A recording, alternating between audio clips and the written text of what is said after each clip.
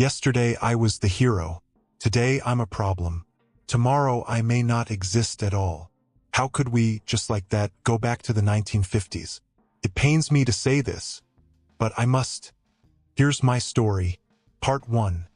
The hero of the night. I never wanted to be a cop. Not at first.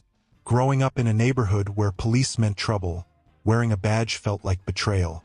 But life has a way of pushing you where you least expect. My mom used to say, "You can either change the game from the inside or keep watching from the sidelines."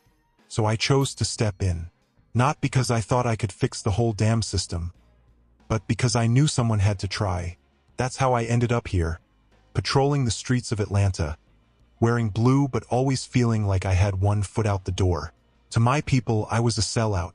To the department, I was a liability because I wasn't quiet about the way things really worked. I spoke up about the racial profiling, the unnecessary stops, the way some of my colleagues treated black and brown folks like suspects first, people second. And that made me unpopular. But none of that mattered the night I saved that man's life.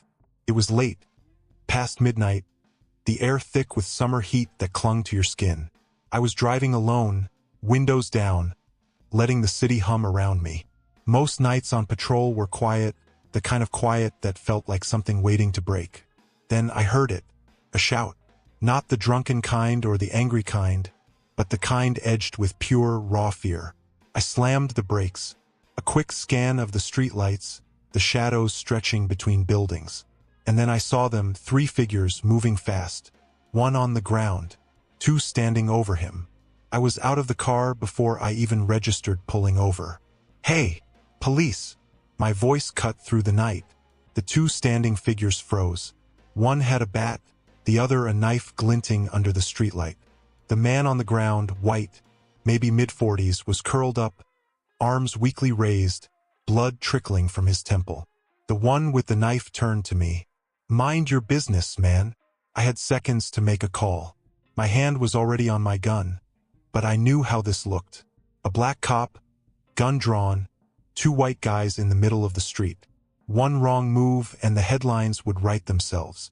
"Drop it," I said, voice steady, my body still. The guy with the bat hesitated. The knife guy, not so much. He lunged. I stepped back, dodging just enough to avoid the blade. My training kicked in before my brain caught up. I grabbed his wrist, twisted hard, and sent the knife clattering to the ground. Before he could react, I had him face down on the pavement, one knee pressed between his shoulder blades. The other guy dropped the bat and ran. By the time backup arrived, I had the attacker cuffed, the victim sitting up against a lamppost, dazed but alive. He looked at me like I just pulled him out of a burning building. "You saved my life," he said, voice shaky. I didn't say anything, just helped him to his feet and waited for the medics to arrive. The next morning, my phone blew up. Headlines, news reports, social media posts. Black officer saves man from brutal attack. They called me a hero. They plastered my face across every screen. My inbox flooded with messages. People I hadn't spoken to in years. Reporters asking for interviews. Random strangers thanking me. For the first time since I put on the uniform, it felt like maybe, just maybe, I'd done something no one could twist. No one could question. I should have known better. Because the moment someone dug into my past, the moment they found the interviews, the protests, the times I spoke out about racial bias in the force, everything changed. And suddenly, I wasn't a hero anymore. The first sign that something had changed was the silence. Just a day before, my phone wouldn't stop buzzing. News stations, well-wishers, even a couple of officers who usually gave me the cold shoulder. But now, nothing. No calls, no texts. The excitement had burned out overnight, leaving behind something colder, heavier. At the station, I felt it the moment I walked in. The usual chatter died down as I passed. Eyes flicked toward me, then away. It was subtle, no outright hostility, just that quiet kind of exclusion that speaks louder than words. I headed to the locker room, where my partner, Mike, was lacing up his boots. "Yo," I said. He nodded, but there was something off. His usual easy grin wasn't there. "What's up?" I asked, leaning against the row of lockers. Mike sighed, rubbing a hand over his face. "You should see this." He pulled out his phone and tapped a link. The screen loaded a news segment, one of those breaking stories with the flashy red banner. My face appeared in the corner, right under the headline. Hero cop or radical activist? I felt my stomach tighten. The anchor's voice droned on. Newly uncovered footage shows Officer David Carter speaking at a rally last year, criticizing the Atlanta Police Department's use of racial profiling.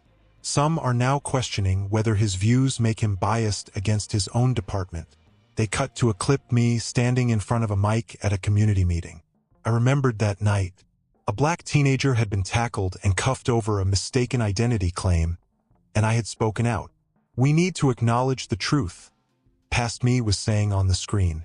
Too many of us are being stopped, searched, treated like criminals just for existing. If we want real justice, the system has to change. Back in the locker room, I exhaled sharply. Unbelievable. Mike shook his head. They're twisting it, man. Turning it into something it's not. I could already hear the backlash. The online comments. The whispers around the department. The worst part? I wasn't surprised. An hour later, I was called into the lieutenant's office. Lieutenant Reynolds was the kind of guy who measured his words carefully, a department man through and through. He sat behind his desk, fingers interlocked, watching me like he was trying to read between the lines of a book that hadn't been written yet. "You've been making waves, Carter," he said. I leaned back in the chair. "That what we're calling it now?" He didn't smile. "I won't sugarcoat it. People are asking questions. About your background, your politics." "My politics?" I let out a sharp laugh. "I saved a guy's life, and suddenly my politics are the problem?" He sighed, like he was disappointed in me for not playing along. "It's not that simple. There are concerns." "What concerns?" I interrupted. "That I think racial profiling is real? That I talked about it? Come on, sir. We both know what this is." Reynolds frowned. "You have to understand the optics. Some people feel like you might have an agenda." I shook my head, jaw tight. "An agenda? What does that even mean?" "I did my damn job." He leaned forward. "Look, I'm giving you a heads up. The department's launching an internal review." I felt the words like a punch to the gut. "A review? Of what?" "They're looking into your past cases, your arrests, your reports, seeing if there's any sign of bias." My pulse pounded in my ears. "Bias?"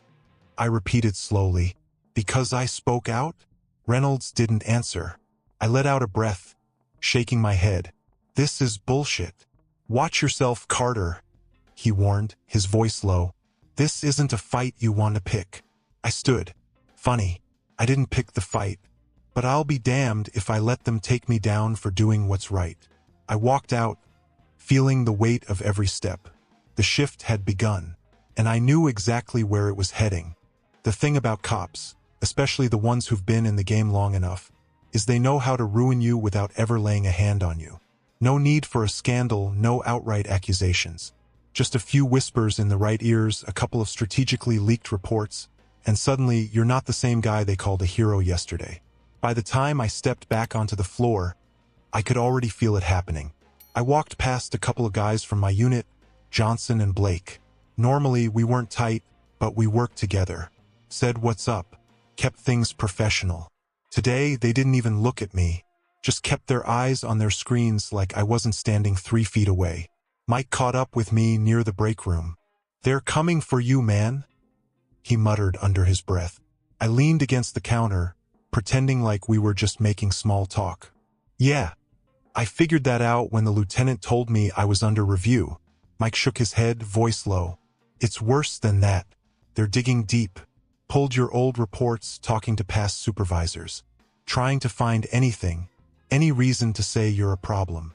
I let out a slow breath. "And what if they don't find anything?" Mike hesitated. "They don't have to. They'll twist something if they need to. I'd seen it before.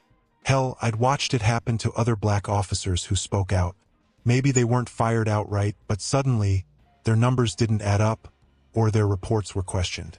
They were put on desk duty, assigned to the worst shifts, passed up for promotions until they quit on their own. Death by 1,000 paper cuts. That night, the first leak hit the news. I was at home, staring at my laptop, when the headline popped up. Controversial officer under investigation. Past complaints resurface. I clicked the article, jaw clenched.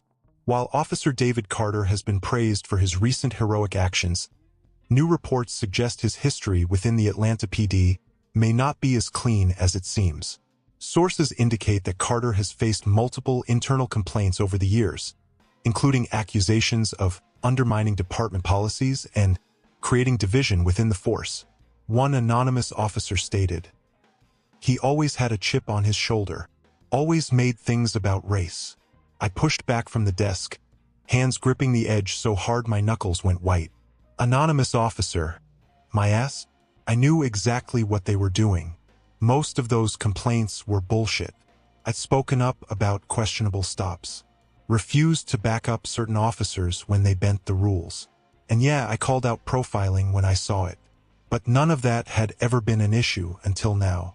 I shut the laptop and rubbed my hands over my face. I wasn't stupid. I knew what came next. The media would run with this, digging up anything they could. The department would play the concerned card, acting like they were just doing their due diligence. And the public? They'd start to wonder. Yesterday, I was a hero. Today, I was a problem. The next day, I walked into the station and straight into a storm. "Hey, Carter." I turned. Sergeant Daniels, an older white guy who'd been in the force long enough to know where all the bodies were buried, was leaning against his desk, arms crossed. He had a smirk that made my skin crawl. "Guess you're famous now," he said, waving his phone at me. I caught a glimpse of another headline. My face plastered under the words, "Hero or agitator?" I forced a tight smile. "Yeah, must be my lucky day." Daniels chuckled, shaking his head. "See, this is what happens when you don't know how to play ball. You start talking too much, and suddenly people start asking if you ever really belonged here in the first place." I stepped closer, lowering my voice. "That a threat, Sergeant?" He held up his hands. "Not at all. Just saying you made your bed, Carter. Now you gotta lie in it." I stared at him for a long second before walking away. This was just the beginning. But they had no idea I wasn't about to go down easy. They didn't waste time. By the end of the week, the investigation had turned into a full-blown witch hunt. Every case I'd worked on, every arrest I'd made, hell, even my damn attendance record was being picked apart. They were looking for anything they could use. And the department, they played it slick. No official charges, no suspension, just a whole lot of concerned inquiries and routine reviews. Just enough to stain my name without actually pulling me off duty. The message was clear. They wanted me to crack first. I was sitting at my desk, flipping through paperwork, when I got the email. Subject: Urgent review needed, Officer Carter. From Internal Affairs. I opened it. "Officer Carter, please report to IA for an immediate review regarding a case flagged for potential misconduct. Failure to comply will result in administrative action." I exhaled through my nose. They weren't even pretending anymore. I grabbed my badge, stood up, and walked straight into the lion's den. Internal Affairs had their own little corner of the building, tucked away like a bad secret. The moment I stepped in, I could feel it. Sterile, quiet, a place where careers went to die. A woman in a gray suit greeted me without smiling. "Officer Carter, this way." I followed her into a small room with nothing but a metal table, 3 chairs, and a camera mounted in the corner. Waiting for me were 2 men. One I recognized, Captain Harris, a senior IA officer. The other, a lawyer by the stiff way he sat. "Take a seat," Harris said. I did. He slid a folder across the table. "We're reviewing an arrest you made 6 months ago. Devin Matthews. Ring a bell." I frowned. "Yeah, drug possession. Small-time dealer. Had priors." Harris opened the folder, revealing a report. "His lawyer claims you conducted an unlawful search. Says you stopped him without probable cause." I almost laughed. That's not how it went down. He fit the description of a suspect in a robbery that happened 2 blocks away. Matched height, clothes, even had a similar bag. We stopped him, ran his ID, and, You searched him before confirming his identity, Harris interrupted. I clenched my jaw. We searched him after we had reasonable suspicion, and we found the drugs. The lawyer finally spoke. The question is whether your reasonable suspicion was influenced by bias. I stared at him. You serious? Harris leaned back, folding his arms. Serious enough that we're reopening the case. I shook my head, a bitter laugh escaping. This is a setup. You know that, right? I never cared about this arrest until now. Neither of them responded. They didn't have to. Anything else? I asked, standing up. Harris sighed, closing the folder. For now, you're still on duty. But don't go making any more waves, Carter. Not unless you want to drown. I met his eyes, my voice steady. Funny. I was just about to tell you the same thing. Then I walked out, fists clenched. Outside the IA office, Mike was waiting for me. How bad? He asked. I shook my head. They're reaching, trying to make something stick. Mike exhaled, looking around before lowering his voice. I heard something else. They're pushing for reassignment. Might send you to desk duty until this investigation is over. I closed my eyes for a second. They wanted me out of the field, out of sight, out of mind. We both know how this goes, I muttered. If I let them bench me, I'm as good as done. Mike hesitated. Then what's the play? I took a deep breath. They want to bury me? Fine. But I'm not going quietly, because they forgot one thing. I still had the truth on my side. And it was only a matter of time before the world saw it too. They thought they had me boxed in. That if they pushed hard enough, I'd crumble, take the desk duty, keep my head down, and let them quietly erase me. But they underestimated me. See, the thing about the truth, it doesn't stay buried forever. And in this case, it was sitting right where they didn't want anyone to look, on my body cam footage. Mike was the one who tipped me off. We were in the parking lot after our shift, the humid Georgia air thick with the promise of rain. He leaned against his truck, arms crossed, watching me carefully. They're sitting on it, he said. I frowned. Sitting on what? The footage, he muttered, voice low. From the night you saved that guy. I overheard Reynolds talking to IA. They pulled it first thing after the review started. And they're not releasing it. I stared at him. Why the hell would they hold back that footage? Mike gave me a look. Because it proves exactly what you said it does. That you didn't hesitate. That you did your job by the book. And most importantly, that none of this review bullshit has anything to do with your performance. I exhaled, hands on my hips. You telling me they're burying evidence that clears me? Mike hesitated. I'm telling you they don't want the public seeing it. And that's when it clicked. They had been winning because they controlled the story. They could paint me as the radical cop, the guy with an agenda. But actual footage? That was different. That was undeniable. They couldn't twist what people could see with their own eyes. So I made a choice. I was done playing defense. That night, I went home and made a call. The guy who answered, Jamal, had been a journalist long before the mainstream media picked up my story. He was local, one of those independent reporters who actually gave a damn about getting things right. He had reached out to me when this all started, but I hadn't been ready to talk then. Now I was ready. David, he answered, his voice cautious. Didn't expect to hear from you. I've got something you'll want to see, I said. But we can't meet at your office. There was a pause. Then, where? We met at a diner outside the city, the kind of place with flickering neon signs and coffee that tasted like burnt rubber. I slid into the booth across from him, glancing around before pulling out a flash drive. This is the body cam footage from that night, I said, keeping my voice low. The department's holding it back. Jamal raised an eyebrow. You sure about this? I nodded. They're trying to discredit me, but this shows the truth. No edits, no spin, just what happened. He studied me for a moment, then reached for the flash drive. I'll verify it. If it's what you say it is, I'll make sure people see it. I leaned back, exhaling. Good, because once that footage hit the public, The department wouldn't be able to control the story anymore. And the storm that was coming? They wouldn't be able to stop it. They never saw it coming. The footage dropped at 7 a.m. sharp.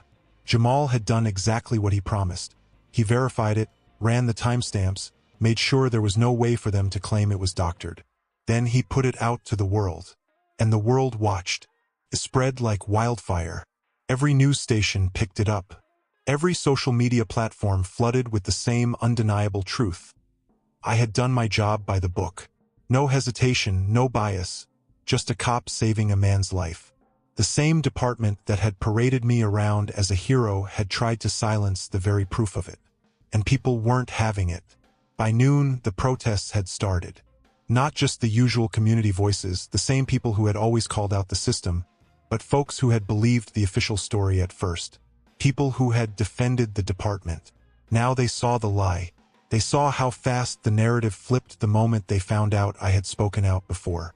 How they dug up my past, twisted my words, tried to break me. And they saw what the department had tried to hide. Outside headquarters, the streets filled with people holding signs. Release the truth. Stop silencing black officers. Justice for David Carter. My name, my actual name, became the headline. Not controversial officer. Not radical activist. Not problem cop. Just David Carter. And that was power. Inside the station, the air was thick. No one could ignore it anymore. The silence I had felt walking in days ago was gone, replaced with nervous tension. Officers who had been laughing behind my back now kept their heads down. The same ones who had whispered about me suddenly had nothing to say. And Reynolds? He looked like a man who had just realized the house of cards was crashing down. When I walked into his office, he didn't even pretend to be in control. Just sat there, rubbing his temple like he had a headache he couldn't shake. I shut the door behind me. "So," I said, crossing my arms, "you want to tell me why my body cam footage had to be leaked instead of officially released?" Reynolds sighed, shaking his head. "Carter, you save it." I leaned forward. "You tried to bury me.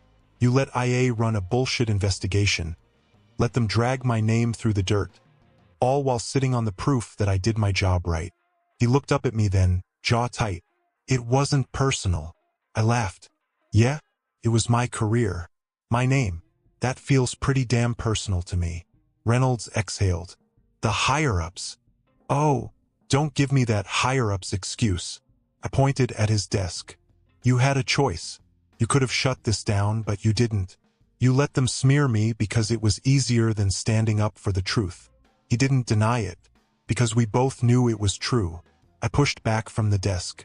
"I don't know what happens next, but I do know one thing. You're not controlling this story anymore. The whole damn city sees what you did." I turned to leave, but before I walked out, I looked back. "You tried to break me," I said, voice steady. "But all you did was prove me right." And then I walked out. The fallout came fast. The mayor called for an independent review. The police chief, who had stood by while this all happened, was forced to make a public statement. And Reynolds? The department had no choice but to put him and the IA officers who handled my case under investigation. They wanted me gone. Instead, they burned themselves down. A week later, I stood outside headquarters, looking at the crowd gathered there. I wasn't naive. I knew this wasn't the end of the fight. The system didn't change overnight. But for the first time in a long time, the truth had won. And this time, they couldn't twist it, couldn't bury it, couldn't make me disappear. I was still here, and I wasn't done yet. If the story resonated with you, share it with those who need to hear it. Let's start conversations that matter and that will lead to change. Subscribe to our channel for more stories like this that challenge us, inspire us, and remind us of what we are capable of when we stand up for what is right.